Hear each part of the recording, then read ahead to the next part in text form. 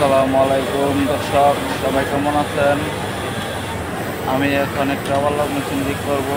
মেশিনটা সমস্যা হচ্ছে স্কিপ মারে টাকা দেয়।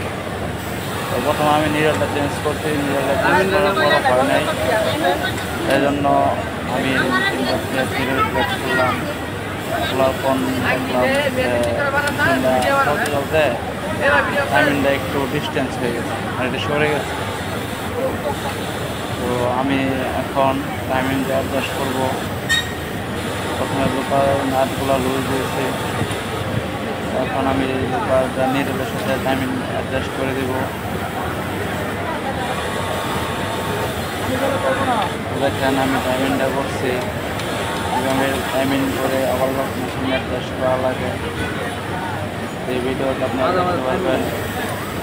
আমার টাইমিংটা অ্যাডজাস্ট করলাম, তো আমি লোকালের নাটগুলো হালকা টাইপ দিয়ে নিব।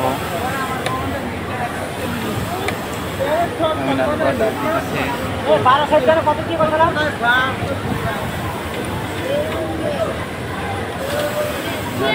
দেওয়ার পর আমি আবার দেখবো টাইমিংটা ঠিক আছে কিনা। তো আমি চেক করার পর নিডল প্লেটগুলো লাগিয়ে দেবো। এখন নিডল প্লেটের আছে রানারের মধ্যে করে আমি লাগাই নিলাম।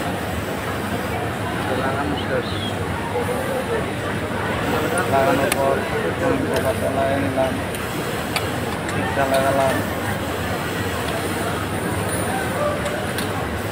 আমি একটু বডি সেলাইয়ের কী অবস্থা, লাগালে কী করে সমস্যা ঠিক হয়েছে কিনা অবশ্যই দেখতে পারবেন। আমি একটু বডি হাতে নিলাম, অপারেটর যখন আমি নিজে চেক করে নিলাম যে মেশিনটা ঠিক হয়েছে কি না। আমি অপারেটর হিসাবে দক্ষ না, আমি যেহেতু মেকানিক্যাল কাজ করি চালাইতে পারি আর কি, অপারেটরের মতো পারি না। সমস্যাগুলো বোঝা যায় চালালে। আমি একটু বডি করলাম, অবস্থা ভালো, ঠিক আছে না?